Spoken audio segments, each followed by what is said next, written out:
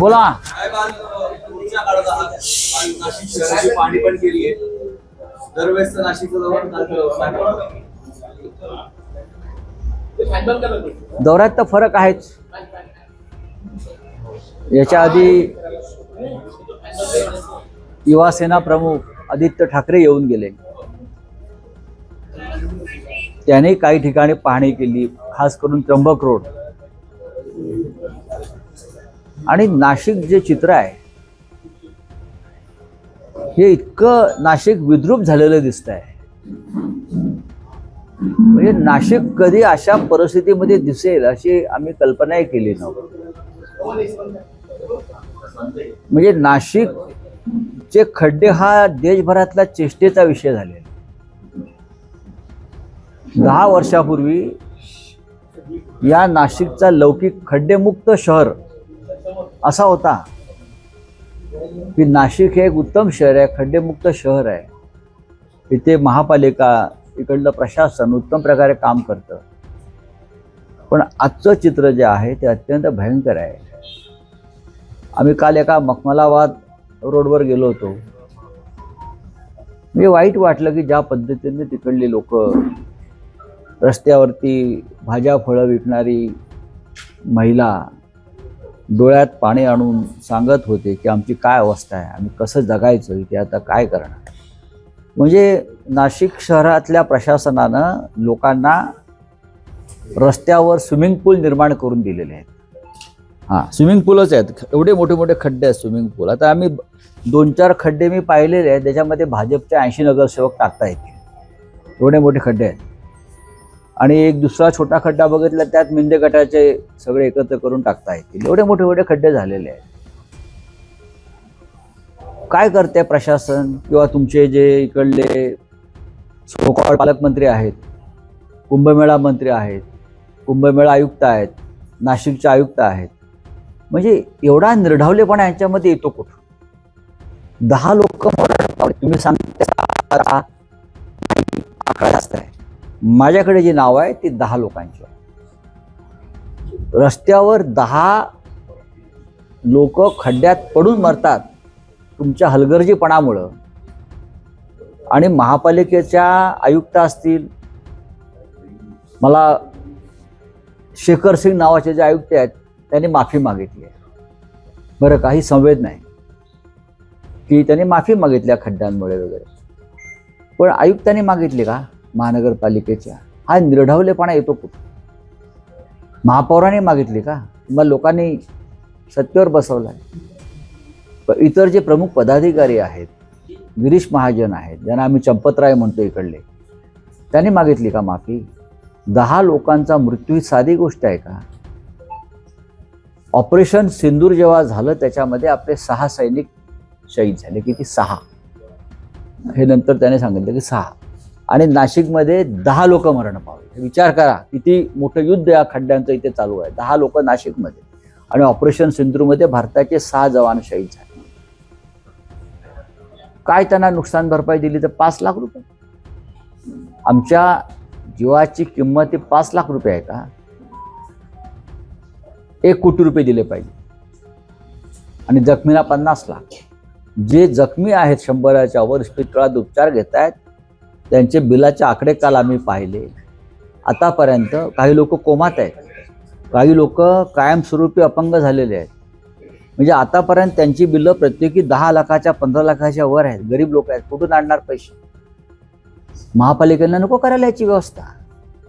आता महापालिका असं म्हणत आहे की आम्हाला ती मर्यादा आहे, त्याच्या पलीकडे आम्ही देऊ शकत नाही. ठेकेदारांच्या घरी जा, त्यांच्या कपाटात जे पैसे तुमच्या कमिशनचे पडलेले आहेत ते घ्या आणि द्या.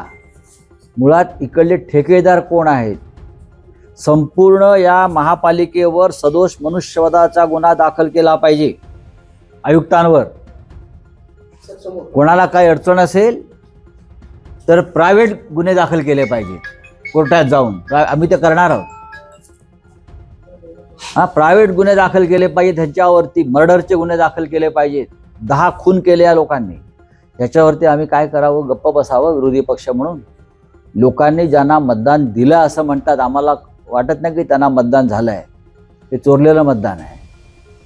आम्ही विरोधी पक्षामध्ये आहोत. आमचे 15 नगरसेवक सातत्यानं त्याच्यावरती महापालिकेत आवाज उठवत आहेत. रस्त्यावरती आंदोलनं चालू आहेत. आम्ही बघतोय, फिरतोय. आम्ही रस्त्यावर काम करणारे कार्यकर्ते आहोत. आणि आम्ही आता काल आदित्यजी चाकणला गेले, पुण्यात गेले. आम्ही फिरतो आहोत, बघतो आहोत. लोकांसमोर मांडणं हे आमचं काम आहे. आजचा मोर्चा हा त्या दृष्टीनं नाशिककरांच्या सुरक्षेसाठी आहे. काल 1-2 मुली भेटल्या. आम्हाला मुलांना शाळेत पाठवायला भीती वाटते साहेब. काय होईल, बस कुठल्या खड्ड्यात जाईल आणि मुलांना अभ्यास सांगता नाही. ही परिस्थिती आहे नाशिक. याच्यावरती कोणी संवेदनशील मानव बोलले का? हे जे नाशिकचं आहे त्याची ताबडतोब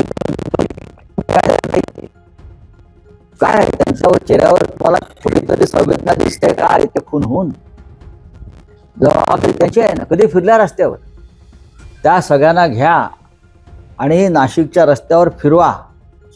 मग त्यांना बाहेर काय परिस्थिती आहे, लोक कसे जगतायत तुमच्या शहरातले, हे त्यांना कळेल. आजचा मोर्चा अभूतपूर्व आहे. नाशिककरांना आम्ही आवाहन केलेलं आहे. सगळे रिक्षावाले, वाहतूकवाले हे त्या मोर्चात सहभागी होतील. हे आंदोलन थांबणार नाही. हे आंदोलन संपल्यावरती ज्या ज्या भागात खड्डे आहेत, येथे जेथे भाजपचे नगरसेवक आणि आमदार आहेत, त्यांच्या घरासमोर आंदोलन करणार आहे. त्यांच्या घरासमोर.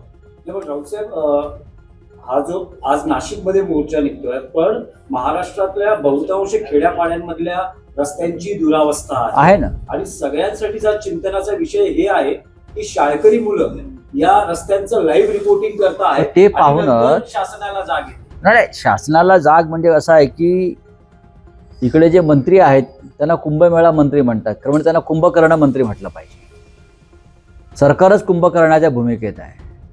देवेंद्र फडणवीस आणि नरेंद्र मोदी 2046च्या विकासाच्या गोष्टी करतायत.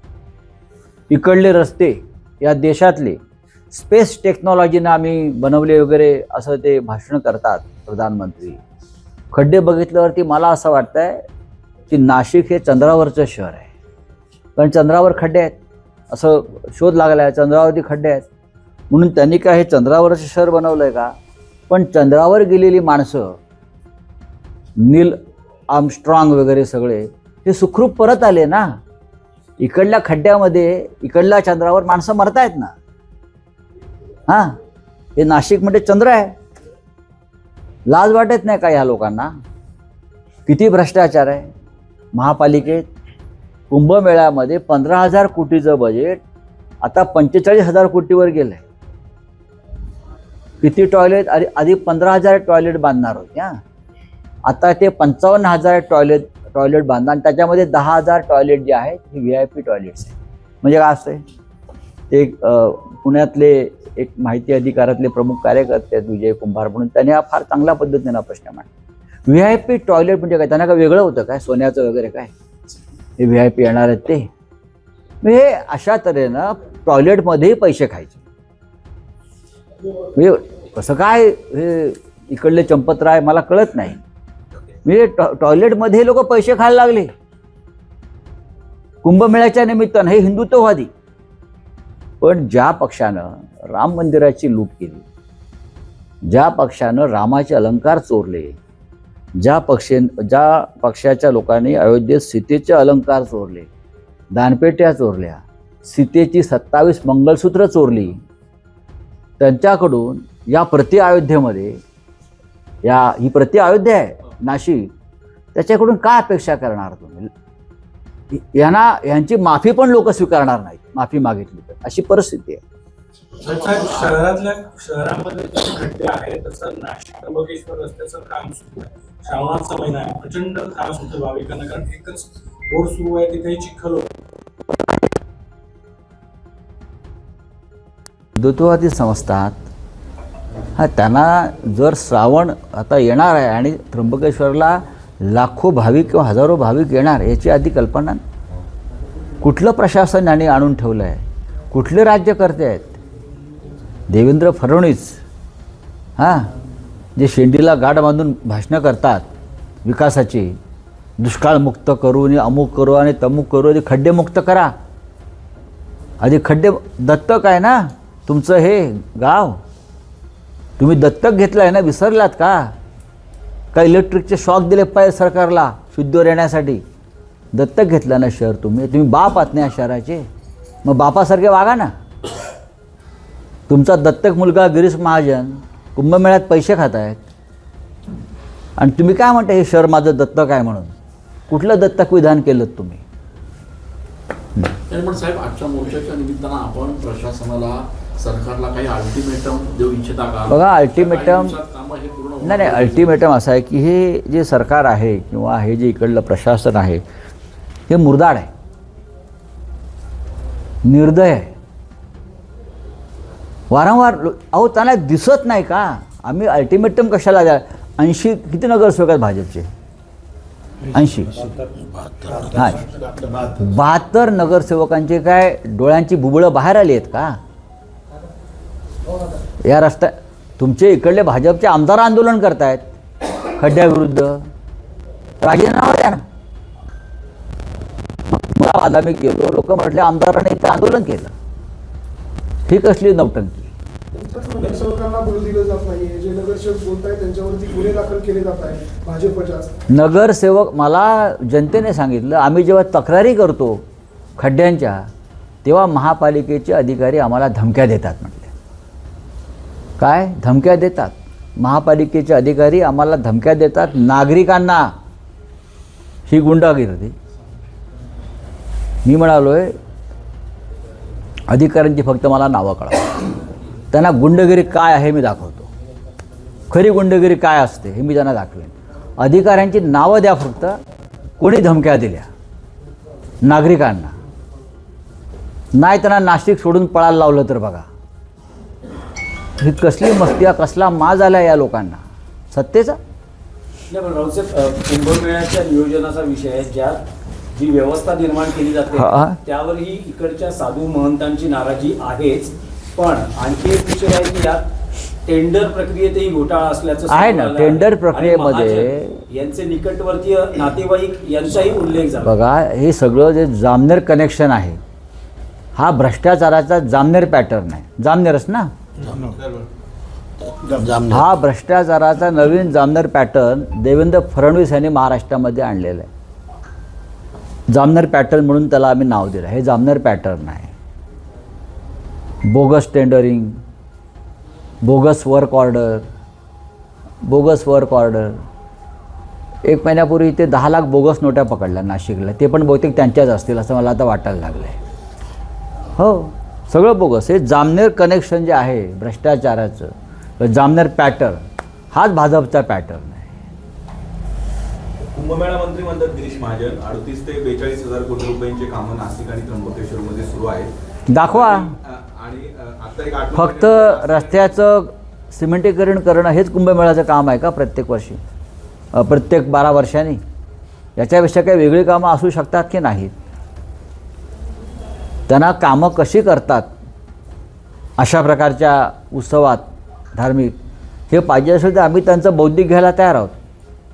त्याने यावं, आम्ही त्यांचं बौद्धिक घेऊ. हे स्वतःला जे अतिशहाणे समजत आहेत की सगळं आम्हालाच येतं आहे, यांचं प्रत्येक काम हे फक्त कमिशनसाठीच आहे. प्रत्येक काम त्यांनी काढलेलं कुंभमेळ्यातलं असेल, महापालिकेतलं असेल, कोणत्याही, हे फक्त कमिशनसाठीच आहे. कमिशन आधी घ्यायचं आणि ठेकेदारांना मोकळं रान द्यायचं. साहेब, आपण आरोप करत आहात, पण आपण आज नाशिकमध्ये मोर्चा करतायत. महापालिका आयुक्तांशी आज आपण भेटणार का? आणि एवढे आपल्याकडे समजा जर काही पुरावे असेल किंवा आपण आरोप करत आहात तर मुख्यमंत्र्यांशी किंवा इतर कोणाशी संबंधित व्यक्तीशी. बरं, मुख्यमंत्र्यांकडे भ्रष्टाचाराचे पुरावे देऊन मुख्यमंत्री काय करतील असं आपल्याला वाटत असेल तर मला सांगा, मी त्यांना भेटेन. हे सगळे भ्रष्ट मंत्र्याने मुख्यमंत्र्यांना खिशात ठेवले आपल्या. का कळत नाही मला. देवेंद्र फडणवीस यांचा असा सुकलेला पापड का झाला मला कळत नाही. हां, सगळे असे मग ते एकेकाळी काय त्यांच्या गरजा ना देवेंद्र फडणवीस यांच्या, आता काय झालं आहे? हे सगळे लोक त्यांच्या अवतीभोवती घोटाळा करून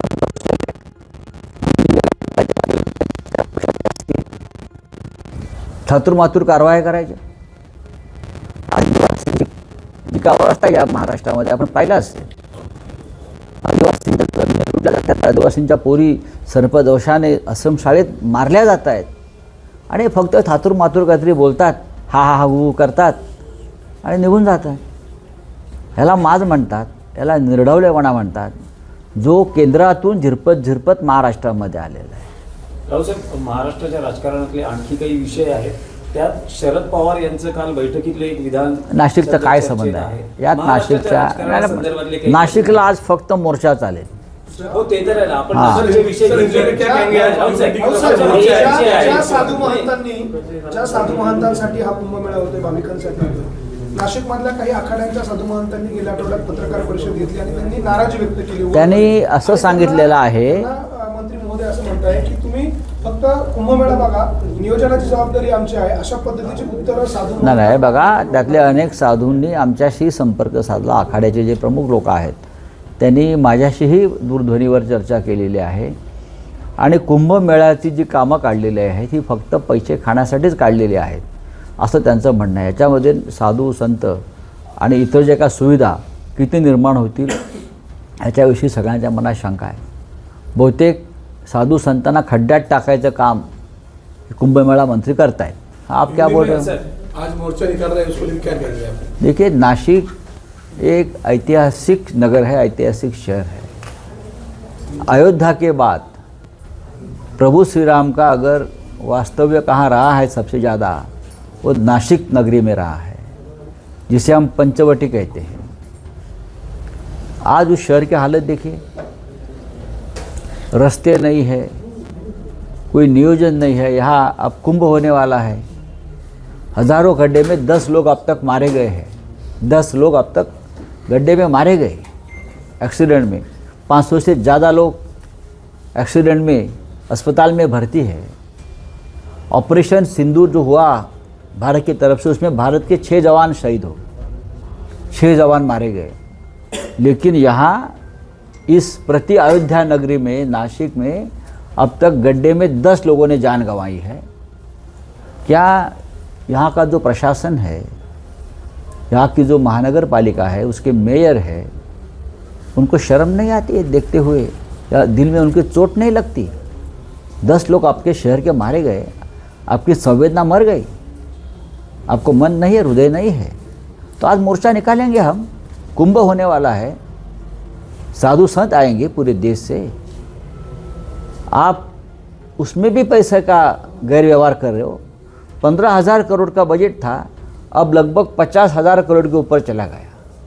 हर टेंडर में कमीशनबाजी है यहाँ के मंत्री की, जिसे हम यहाँ के चंपत राय बोलते हैं. वहाँ के चंपत राय ने दुर्योधन का साम्राज्य वहाँ निर्माण किया है. यहाँ के चंपत राय ने अपना दुर्योधन का साम्राज्य निर्माण किया है. तो आज जो मोर्चा निकलेगा ये इशारा है, चेतावनी है.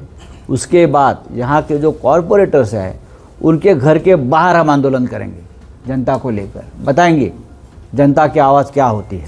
मुंबईमध्ये सुद्धा करवाढीचा प्रस्ताव ठेवण्यात आलेला आहे. मुंबईकरांच्या खिशाला पुन्हा एकदा अधिक खर्च बसणार आहे. जिथे जिथे भारतीय जनता पक्षाचं राज्य आहे त्यांनी प्रस्थापित केलं आहे, मग दिल्लीमध्ये असेल, राज्यांमध्ये असेल, महापालिकांमध्ये असेल, तिथे त्यांनी जनतेची लूट, जनतेच्या खिशात हात घालण्याचा कार्यक्रम चालू केलेला आहे. आम्ही होतो मुंबईमध्ये महानगरपालिकेमध्ये 25 वर्षापेक्षा जास्त काळ. मग हिंदू हृदय सम्राट बाळासाहेब ठाकरे असतील किंवा शिवसेना पक्षप्रमुख उद्धव ठाकरे असतील, 90,000 कोटीच्या ठेवी आम्ही बाजूला ठेवल्या जनतेसाठी, त्या यांनी मोडून खाल्ल्या. म्हणजे आम्ही बचत केली. तर ह्यांचं म्हणणं बचत कशाला करायची, हे लुटून खाल्लं पाहिजे. हे लुटून खाल्लं आणि आता जनतेला करवाढीच्या ओझ्याखाली मारतात. नाशिकलाही तेच आहे, पुण्यातही तेच आहे, पिंपरी चिंचवडला तेच आहे, जळगावला तेच आहे, नागपूरलाही तेच आहे. राज्य कशा करता जनतेला लुटण्यासाठी. जनतेला दिलासा द्यायला पाहिजे. साहेब, वंदे मातरमच्या वादावरून अमित शहानी टीका केली. वंदे मातरमच्या वादावरून अमित शहानी काँग्रेसवर टीका केली की थोडी जरी लाच शिल्लक असेल तर माफी मागा, असं त्यांनी म्हटलंय. बघा, हा शब्द जो आहे ना, थोडी जरी लाच शिल्लक असेल, तो अमित शहासाठी आहे. ते स्वतःविषयी बोलतायत. माझ्यात थोडी जरी लाज असेल तर मी माफी मागायला पाहिजे. आम्ही त्याची माफी मागतोय. ज्या पक्षानं स्वातंत्र्य चळवळीमध्ये कधी सहभाग घेतला नाही, ज्या पक्षानं कधी आपल्या कार्यालयावर 50 वर्षांमध्ये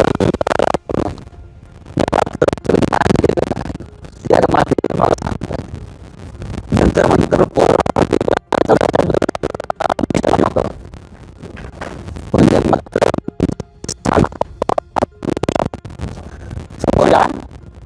आणि 6 कडवी म्हणून दाखवा, 6 काय 2 म्हणून दाखवा आणि मग वंदे मातरमवर बोला.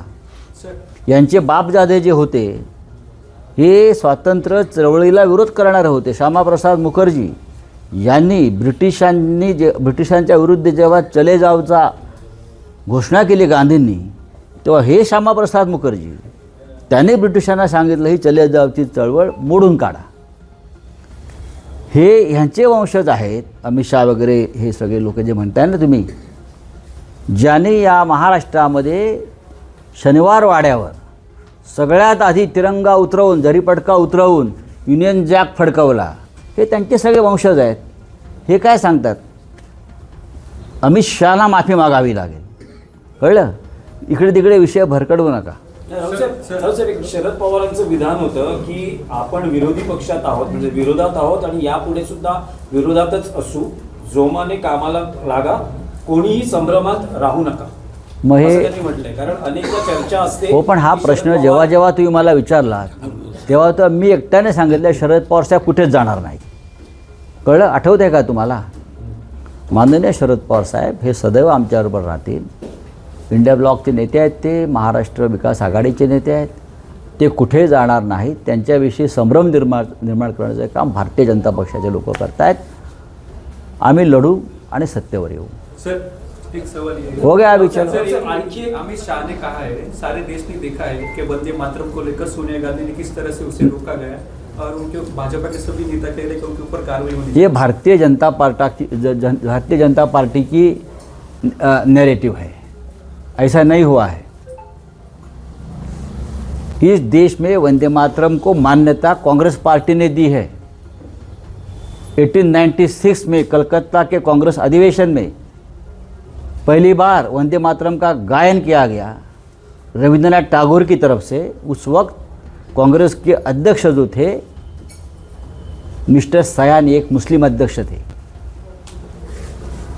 ये इतिहास पढ़ना चाहिए अमित शाह जी ने. वंदे मातरम को संवैधानिक मान्यता देने का काम कांग्रेस पार्टी ने किया है. और 1947 में जब देश स्वतंत्र हो रहा था तो रात को 12 बजे संसद भवन में पहली बार वंदे मातरम का गान पंडित नेहरू के भाषण के पहले किया वो सुचेता कृपलानी जी ने. क्या मालूम है अमित शाह को इतिहास? उनका संबंध क्या है भारत के स्वतंत्रता संग्राम से, वंदे मातरम से, जनगण मन से? कुछ संबंध है क्या? ये व्यापारी लोग हैं. शेयर मार्केट में जाकर काम करो. ये वंदे मातरम अगर आपके बस की बात नहीं है. सर, काल आपण बोलताना म्हटलं की केंद्रात आणि राज्यात मंत्रिमंडळामध्ये जे मंत्री आहेत ते इडियट आहेत, असं आपल्याला का वाटतं? ते इडियटच आहेत ना ते. हां. म्हणजे इडियटला इडियटच म्हटलं पाहिजे नाही, ना. असं आपल्याला काय अनुभव आला आणि असे कुठले मंत्री होते? आणि आज आता अमित शहा म्हणतात माफी मागा. हो. हे इडियटपणाचं लक्षण आहे ना. ज्यांना वंदे मातरमचा इतिहास माहीत नाही, वंदे मातरमचं काय आहे, हे कुठून आलं वंदे मातरम हे माहीत नाही. मागा. तुम्ही माफी मागितलीत का आधी? आम्ही मागतो. तुम्ही पळून गेलात संसदेतून. इडियट नाही का? मोदी पळून गेले, इडियट नाहीत का? रोज पेपर फुटत आहेत आणि मंत्री फिरतायत इकडे तिकडे. परवा टेलिप्रॉम्प्टर बंद पडला लाल किल्ल्यावर, मोदींना भाषण करता आलं नाही. कोणाला इडियट बोलायचं तुम्ही? बरोबर आहे. इडियट हा काय अनपार्लमेंटरी शब्द नाही. या देशामध्ये थ्री इडियट नावाचा सिनेमा आला आणि त्याला राष्ट्रीय पुरस्कार मिळाले आणि मोदी म्हणाले तो सिनेमा पहा म्हणून. हे माहिती आहे का तुम्हाला? पण मग मोदी म्हणाले भारतीय भारतीय शिक्षण पद्धतीवर भारताच्या राजकारणातले 3 इडियट्स कोण आहेत? भारताच्या राजकारणातले 3 इडियट्स कोण आहेत तुम्हालाही माहिती आहे. एक इडियट महाराष्ट्रात आहे, 2 तिकडे आहेत.